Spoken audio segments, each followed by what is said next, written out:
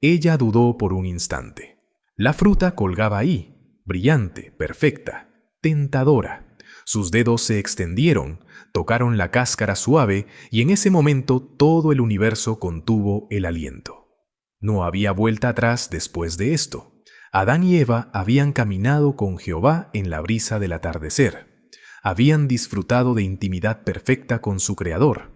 Habían vivido en un paraíso donde cada necesidad estaba satisfecha, donde no había dolor, no había miedo, no había muerte, y todo dependía de una decisión simple: confiar en Jehová o confiar en la serpiente. Creer que Jehová los amaba y les daba lo mejor, o creer la mentira de que Jehová les estaba escondiendo algo bueno. Y ella escogió mal. Ella agarró de su fruto y empezó a comer. Después, estando ya con su esposo, le dio a él del fruto y él se puso a comerlo.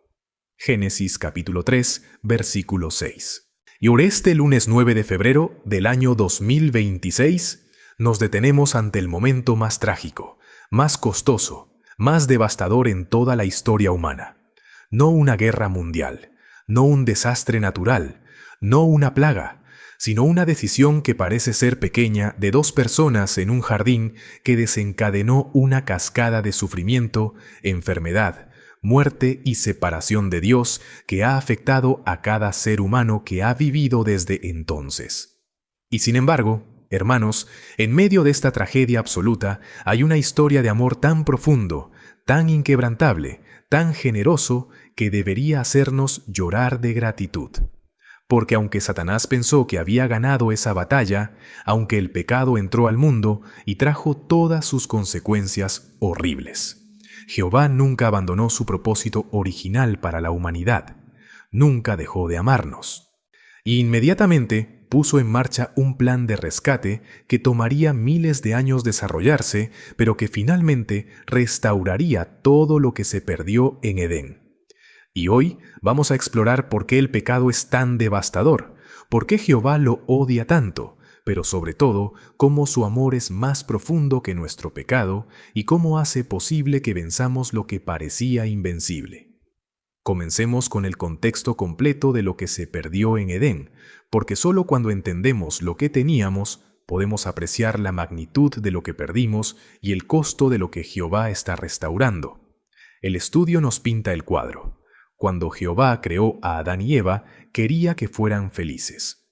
No solo existentes, no solo funcionales, felices. La felicidad humana era el objetivo divino desde el principio, y Jehová proveyó todo lo necesario para esa felicidad. Primero, y les dio un bonito hogar. Génesis capítulo 2, versículos 8 y 9 describe el jardín de Edén. Jehová Dios plantó un jardín en Edén, hacia el este, y allí puso al hombre que había formado. Así Jehová Dios hizo crecer del suelo todo árbol deseable a la vista y bueno para comer. Deseable a la vista, bueno para comer. Belleza y utilidad perfectamente combinadas. No era un campo árido donde tenían que luchar por sobrevivir. Era un paraíso diseñado específicamente para su disfrute. El regalo del matrimonio. Génesis 2:18. Registra las palabras de Jehová. No es bueno que el hombre siga solo. Voy a hacerle un ayudante como complemento de él. Soledad no era parte del diseño original. Jehová creó compañerismo, intimidad, unión. Y cuando Adán vio a Eva por primera vez, su respuesta fue poesía pura. Esta por fin es hueso de mis huesos y carne de mi carne. Génesis 2:23. Reconocimiento inmediato de que habían sido hechos uno para el otro. La fascinante tarea de llenar el planeta de personas y hacer que toda la tierra fuera un paraíso como el jardín de Edén. Génesis 1:28. Son fructíferos y háganse muchos, llenen la tierra y sométanla. No era mandato opresivo de trabajo forzado. Eran invitación a participar en el proyecto creativo más emocionante e imaginable. Tomar un planeta lleno de potencial sin desarrollar y convertirlo en un paraíso global, hogar de una familia humana unida que reflejaría la gloria de su Creador. Imaginen el privilegio: trabajar al lado de Jehová, diseñar jardines, construir hogares, criar familias, explorar el planeta, desarrollar culturas, crear arte, música o arquitectura, todo sin la sombra de muerte colgando sobre cada momento, sin envejecimiento robando la juventud, sin enfermedad arruinando la salud, sin pecado corrompiendo relaciones, vida eterna en perfección progresiva, haciendo trabajo significativo en compañía de personas amadas bajo el cuidado de un Padre Celestial perfectamente amoroso. Eso era Edén. Eso era el propósito original. Eso era lo que Jehová quería para toda la humanidad. Y había solo una condición, una regla simple que protegía toda esa felicidad: confiar en Jehová sobre su propio juicio. Génesis 2, 16 a 17. De todo árbol del jardín puedes comer hasta quedar satisfecho, pero en cuanto al árbol del conocimiento de lo bueno y lo malo, no debes comer de él, porque el día que comas de él, positivamente morirás. Noten la generosidad. De todo árbol puedes comer hasta quedar satisfecho. Había literalmente cientos, quizás miles de variedades de frutas disponibles. Prohibición era un solo árbol. No era restricción opresiva, era protección amorosa, porque ese árbol representaba la prerrogativa divina de definir lo bueno y lo malo. Comer de él significaba rechazar el derecho de Jehová de establecer estándares morales y decidir establecer los propios. Era acto de rebelión, no de hambre. Y Jehová advirtió claramente las consecuencias.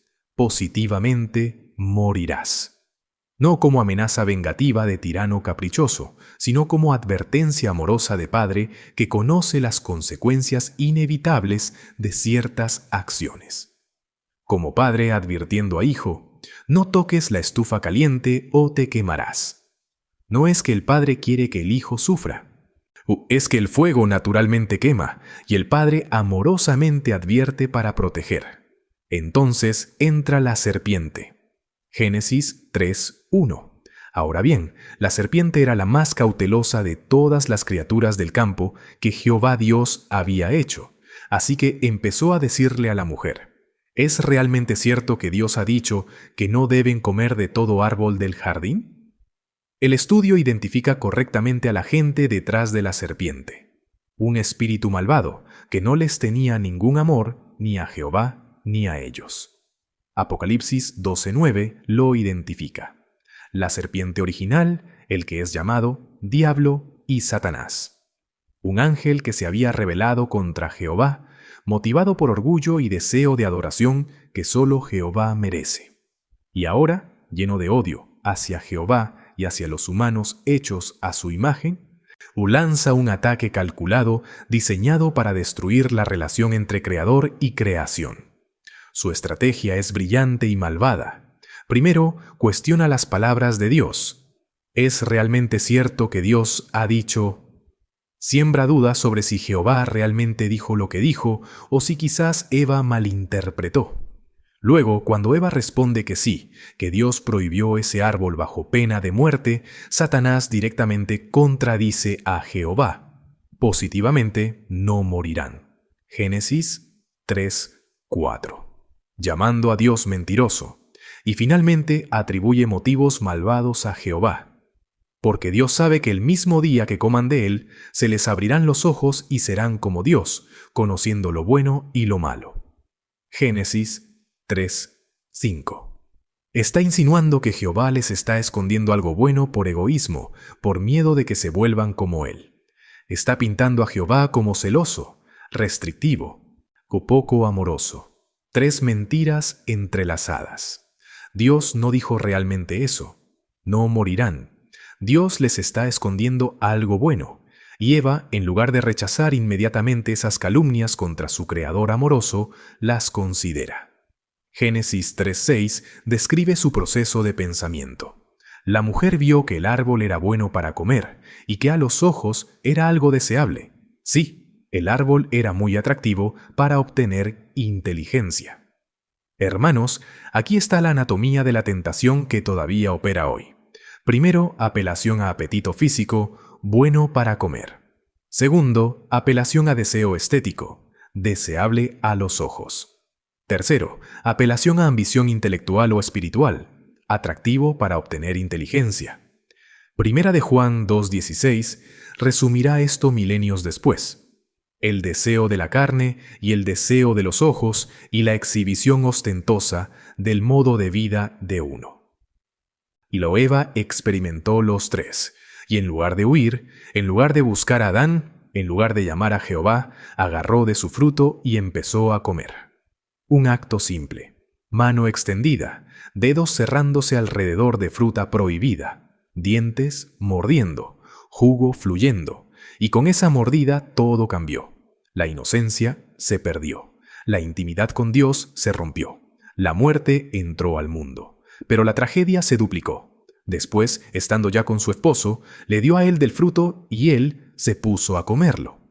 Eva no pecó sola, compartió el pecado con Adán. Y Adán, en lugar de rechazar la fruta, en lugar de proteger a su esposa, en lugar de defender la palabra de Jehová, comió deliberadamente.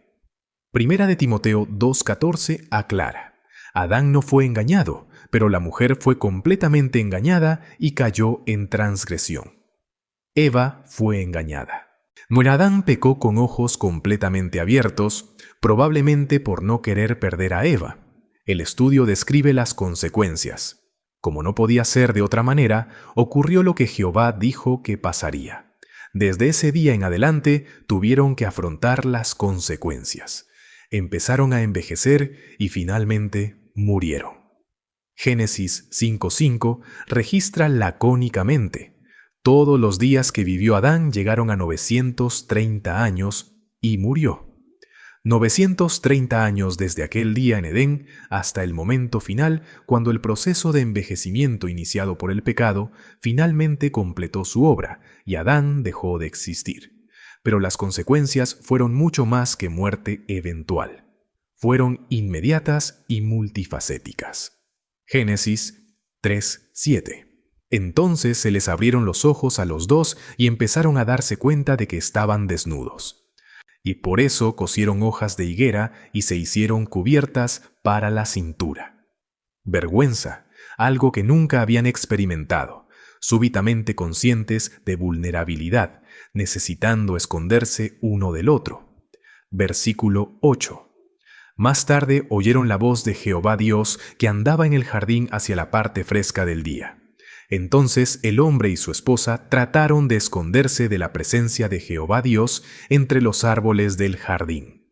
Miedo, esconderse de aquel con quien habían caminado en intimidad perfecta, incapaces de enfrentar su presencia por culpa y vergüenza. Versículo 12. El hombre dijo: la mujer que me diste para que estuviera conmigo, ella me dio fruto del árbol, así que lo comí. Culpa mutua.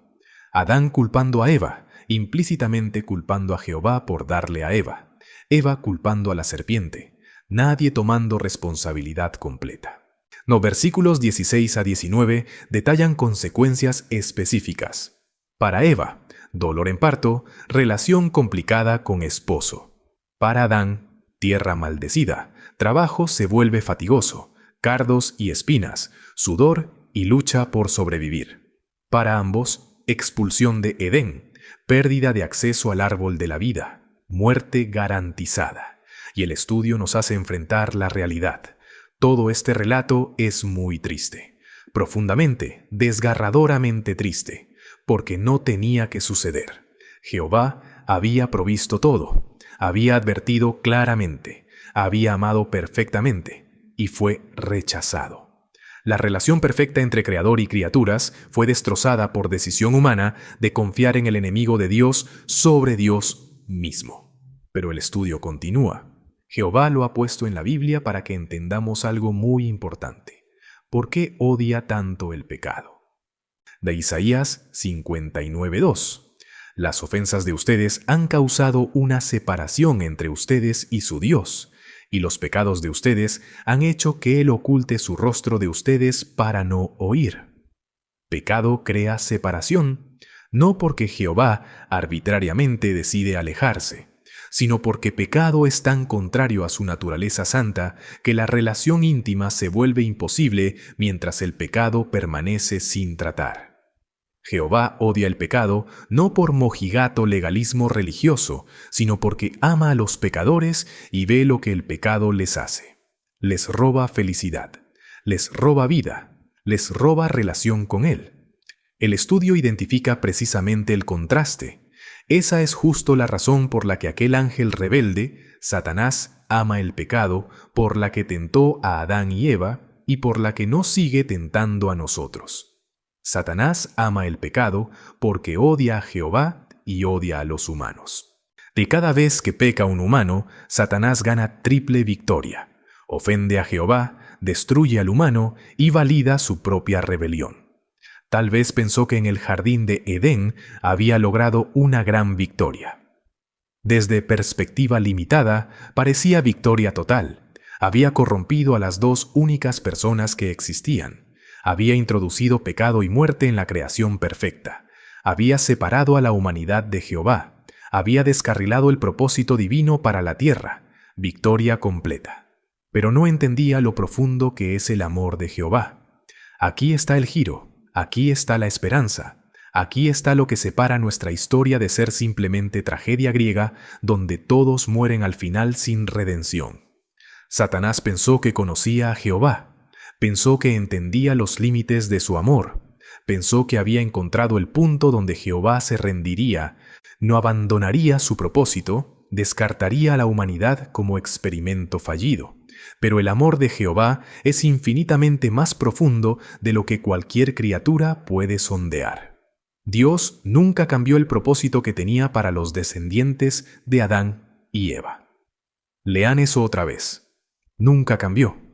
A pesar del pecado, a pesar de la rebelión, a pesar de que le costará todo. El propósito permaneció.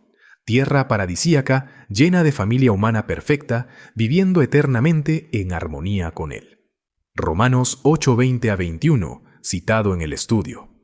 Porque la creación fue sujetada a futilidad, no por su propia voluntad, sino por aquel que la sujetó, sobre la base de la esperanza de que la creación misma también será libertada de la esclavitud a la corrupción y tendrá la libertad gloriosa de los hijos de Dios. Y la creación fue sujetada a futilidad, los efectos del pecado, no por su propia voluntad, no fue decisión de la naturaleza rebelarse, sino por aquel que la sujetó. Jehová permitió las consecuencias del pecado humano afectar toda la creación, sobre la base de la esperanza. Esperanza. Desde el mismo día del pecado, Jehová ofreció esperanza. Génesis 3:15, la primera profecía mesiánica. Pondré enemistad entre ti y la mujer, y entre tu descendencia y la descendencia de ella. Él te magullará la cabeza, y tú le magullarás el talón. Promesa críptica pero real de que vendría un libertador de la línea de Eva que aplastaría a Satanás aunque le costaría sufrimiento. Él ama a los seres humanos, y por eso de inmediato les ofreció una esperanza a todos ellos. Inmediatamente. No después de milenios de penitencia. Y no después de probar que merecían segunda oportunidad, inmediatamente, porque su amor no dependía de que lo mereciéramos. Su amor era y es incondicional, inmerecido, asombroso. Sabía que algunos decidirían amarlo y buscarían su ayuda para luchar contra el pecado. No todos. Jehová sabía que muchos rechazarían su amor, escogerían el pecado sobre él, seguirían a Satanás. Pero algunos, movidos por su gracia, responderían. Y esos algunos valían todo el costo de redención. Y Jehová, como creador y buen padre que es, haría posible que se acercaran a él y vencieran al pecado y la muerte. Haría posible. Esa es la clave. Nosotros no podemos. Por nosotros mismos, el pecado es invencible, la muerte es inevitable, la separación de Dios es permanente, pero Jehová haría posible lo imposible. ¿Cómo?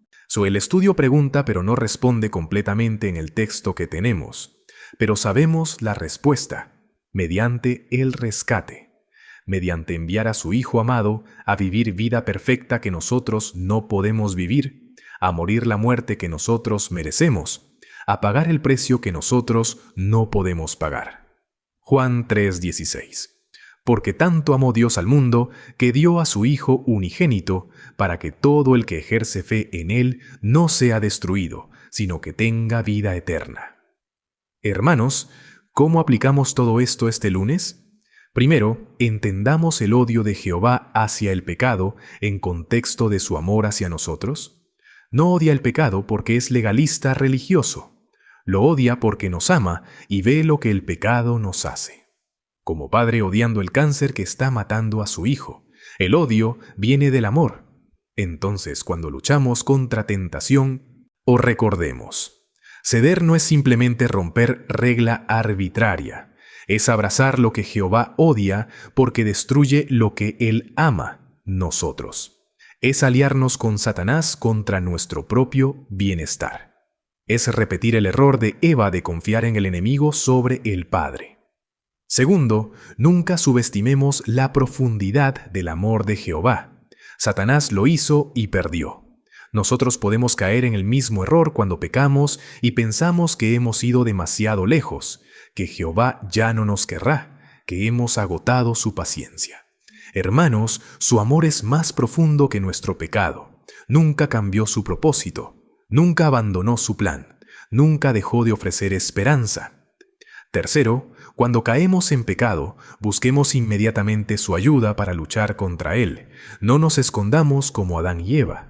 No tratemos de cubrir nuestra vergüenza con hojas de higuera de excusas. Vengamos a él honestamente, confesemos, recibamos perdón y gracia para vencer.